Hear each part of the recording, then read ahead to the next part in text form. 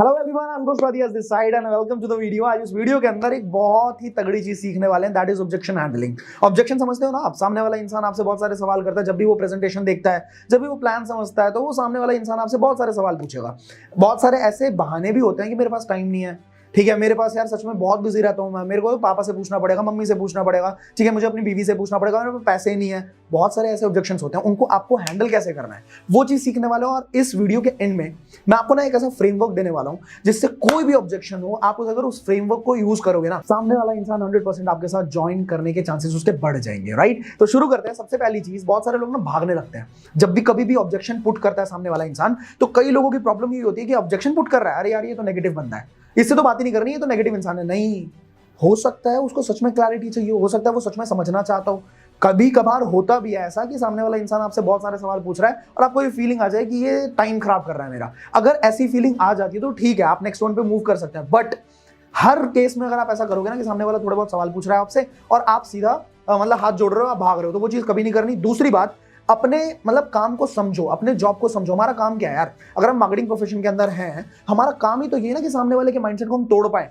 सामने वाला जिस तरह से समझता है, जिस तरह से सोचता है, उसके माइंड के बैरियर को हम तोड़े, उसको दिखाएं कि भाई ऐसा काम करना भी पॉसिबल है, इस तरह से भी पैसे आ सकते हैं। हमारा काम ही यही है। तो अपने काम को समझो और सामने वाले को आपको समझाना है, ठीक है, ऑब्जेक्शंस क्लियर करना आपका काम है। तीसरी बात, जीतना हारना मैटर नहीं रखता, ठीक है, आपको हमेशा सिर्फ एक मतलब एक्सपीरियंस ही मिलने वाला है, ठीक है। लर्निंग एक्सपीरियंस से समझ सकते हो कि सामने वाला करता है नहीं करता, सवाल पूछता है, आपको एक्सपीरियंसेस होते चलते हैं और एंड में आप एक बहुत तगड़े मतलब स्किलफुल इंसान बन जाते हो।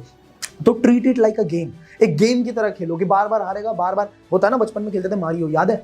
मारियो खेलते थे, कितनी बार हारता था वो, कितनी बार आपके गोले पड़ते थे उसके, ठीक है, कहीं कहीं से ऐसे ऐसे होता था, दोबारा शुरू करते थे। मेरे साथ ऐसा सीन था, मैं अगर सच्चाई की बात बताऊं, सोते सोते भी मैं ये सोचता रहता था कि मैं इस लेवल को ऐसे क्रॉस करूंगा। सोने से उठने के बाद सीधा मतलब बैठ गया उस पर गेम लेके, और ऐसा करते थे हम। तो हमने हार नहीं माननी होती, गेमिफाई और बिजनेस, अपने बिजनेस को गेम की तरह खेलो, ठीक है।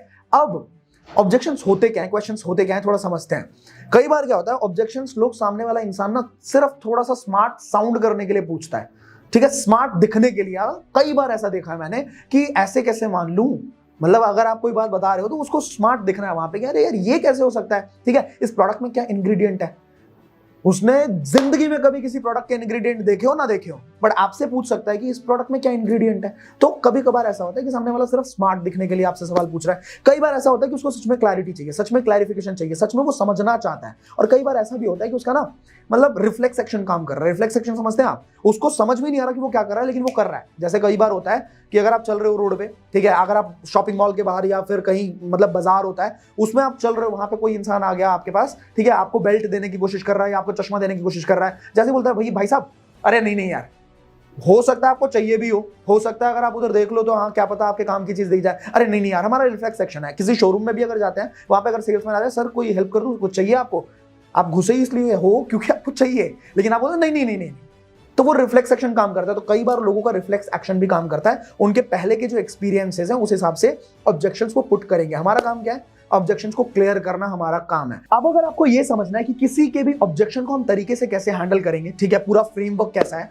तो कुछ पॉइंट्स मैं आपको दे रहा हूं, कहीं पर लिख लेना। पहला पॉइंट पहले भी दे चुका हूं, इमोशनल अटैचमेंट नहीं रखनी, बिल्कुल भी नहीं रखनी। लोगों की कमी नहीं है, ठीक है, हजारों लाखों करोड़ों लोग हैं दुनिया के अंदर, हमारे भारत में ही करोड़ों लोग हैं। तो आपको कभी भी इमोशनल अटैचमेंट नहीं रखना। सामने वाला करेगा बहुत बढ़िया, उसका फायदा मेरा फायदा, अगर नहीं करेगा I will move to somebody else, ठीक है। इमोशनल अटैचमेंट नहीं होना चाहिए। दूसरी बात, आप सीईओ हो अपने बिजनेस के, आप भाई अपनी कंपनी के मालिक हो। इस तरीके से माइंडसेट बना के चलना है कि आप जो कर रहे हो ना, ये आपका अपना बिजनेस है, you are the brand ambassador. तो have the attitude like this कि आप मतलब चार्ज आपके पास है, अथॉरिटी आपकी है, ठीक है। तो माइंडसेट पहले बना के चलो कि भाई मैं किसी के पीछे नहीं पड़ने वाला, मैं किसी को पोच नहीं करने वाला, मैं किसी को कन्विंस नहीं करने वाला। अगर वो करेगा तो मैं कुछ ऐसा बताऊंगा कि आप उसको कन्विंस नहीं करेंगे, वो आपको कन्विंस करेगा, ठीक है। तो चलिए शुरू करते हैं। इसको मैं बताता हूं आपको कैसे करना है। अगर सामने वाला कोई भी किसी भी तरह का ऑब्जेक्शन देता है आपको, किसी भी तरह का ऑब्जेक्शन, तो पहली चीज आपको ये लाइन बोलनी है कि देखो मैं समझ रहा हूं आप जो बोल रहे हो, मैं बिल्कुल समझ रहा हूं, बट मुझे ये बताओ कि ये सच में आपका ऑब्जेक्शन है, मतलब सच में आपके पास पैसे नहीं है। मान लो उसने पैसे की बात करी है, मेरे पास पैसे नहीं है, तो आप बोलोगे देखो मैं आपकी बात समझ रहा हूं, बट आप मुझे बताओ सच में आपके पास पैसे नहीं है या सिर्फ ये एक बहाना है ना बोलने का। हो सकता है कि ना आप बोलना चाहते हो लेकिन मेरे मुंह पे बोल ना पा रहे हो। देखो मेरे लिए ना टोटली ऑलराइट है, कोई दिक्कत नहीं है, मेरे पास बहुत सारे और लोग हैं, ये आपको पहले ही बोल देना है कि मेरे पास देखो कोई दिक्कत नहीं है, बहुत सारे और लोग हैं जो काम करना चाहते हैं मेरे साथ, आप मुझे ये बताओ कि आपके पास सच में पैसे नहीं है या फिर आप सिर्फ एक बहाना दे रहे हो, आप ना बोल नहीं पा रहे हो मुंह पे और आप एक बहाना मार रहे हो। ठीक है, सामने वाला इंसान दो चॉइसेस उसके पास, या तो वो बोलेगा कि यार सच में मैं इंटरेस्टेड नहीं हूं, मैं बहाना ही दे रहा था, आपका टाइम बच गया, वेल एंड गुड भाई, आपका टाइम बच गया, खामखा उसके साथ हाथ मिलाओ निकल जाओ, या फिर अगर डिजिटली काम कर रहे हो थैंक यू बोलो, रिलेशन खराब नहीं करना, थैंक यू बोलो, कोई बात नहीं, all the best for your future, आगे कभी कोई काम होगा तो साथ में मिलकर करेंगे, बिल्कुल ठीक है, वहां से move to the next prospect. But ज्यादातर केसेस में ये होगा कि सामने वाला बोलेगा कि नहीं नहीं भैया मुझे सच में मेरे को पैसे की प्रॉब्लम है, बोलेगा वो। तो जब वो बोलेगा तो दोबारा आपको एक बात पूछनी है, अगला सवाल आपको ये पूछना है, आर यू श्योर आपको ये काम करना है? सामने वाला क्या बोलेगा? हाँ मुझे ये काम करना है। क्या हो रहा है यहाँ पे? आप उसको कन्विंस नहीं कर रहे, वो आपको कन्विंस कर रहा है कि हाँ भैया मुझे ये काम करना है। अब क्या होगा? तीसरा सवाल पूछो, पक्की बात है आपको काम करना है? सामने वाला क्या बोलेगा? बिल्कुल भैया यार सच बता रहा हूं मुझे ये काम करना है। 3 बार उसने कन्विंस किया आपको कि उसको ये काम करना है। अब आप क्या करोगे? अब वहां पे रिलेट कर दो उसको किसी और की स्टोरी के साथ। आपने ये वर्ड सुना भी होगा, फील फेल्ट फाउंड।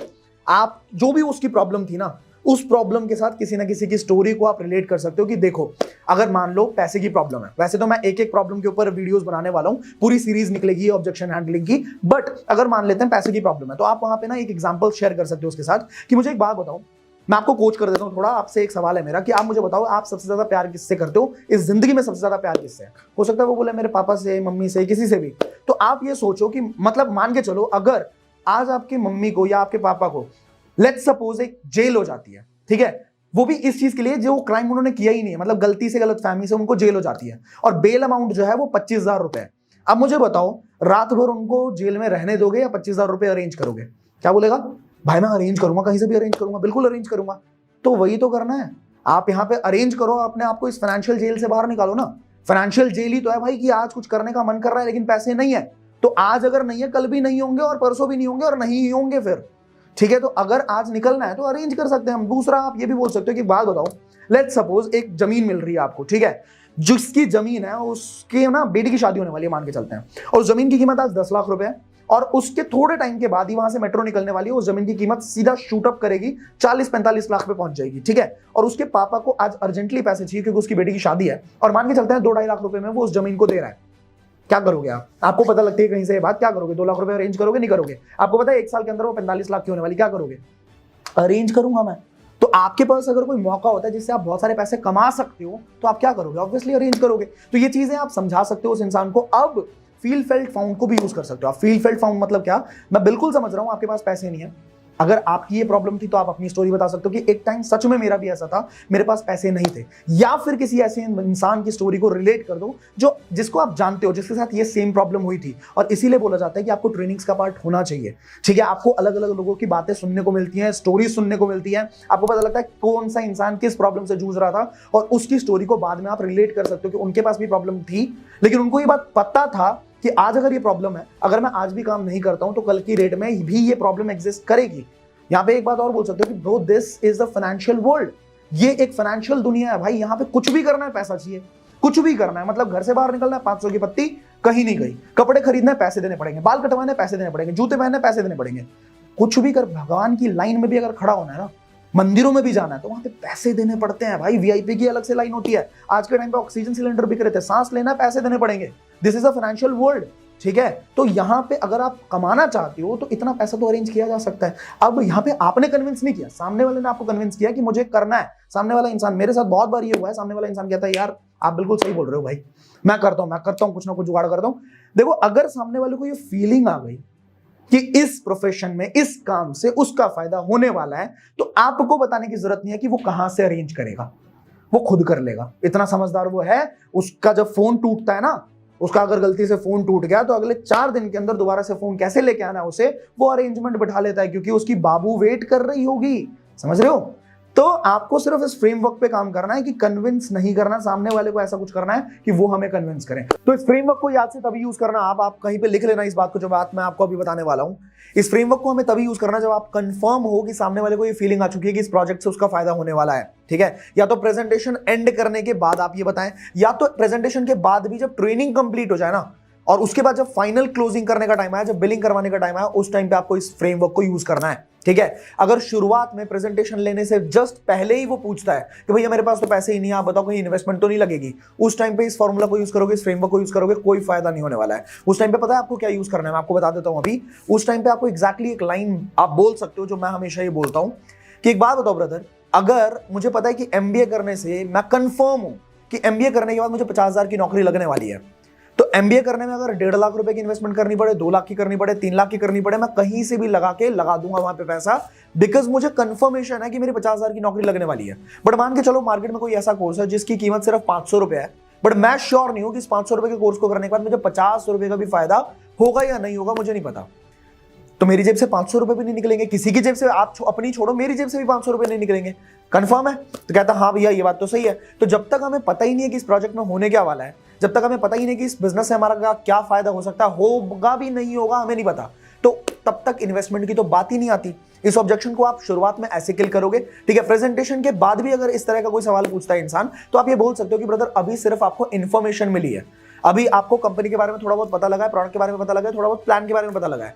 आपको तब तक ये डिसीजन नहीं लेना चाहिए जब तक आपकी पूरी ट्रेनिंग कंप्लीट नहीं हो जाती, और उसके बाद वेबिनार्स के थ्रू ट्रेनिंग दे सकते हो, आप अपने वीडियोस के थ्रू ट्रेनिंग दे सकते हो। ठीक है, ट्रेनिंग मॉड्यूल्स आप डिजाइन कर सकते हो अपना, और कंप्लीट ट्रेनिंग खत्म होने के बाद जब एक्चुअल बिलिंग कराने की बारी आती है, उस टाइम पे आपको इस फ्रेमवर्क को यूज करना है। तो इस बात को ध्यान में रखें। आपको वीडियो कैसी लगी है मुझे बताना जरूर कमेंट बॉक्स के अंदर। लाइक करोगे तो मुझे बहुत ज्यादा इंस्पिरेशन मिलती है कि मैं और भी अच्छा वैल्यूएबल कंटेंट आपके लिए क्रिएट करूं।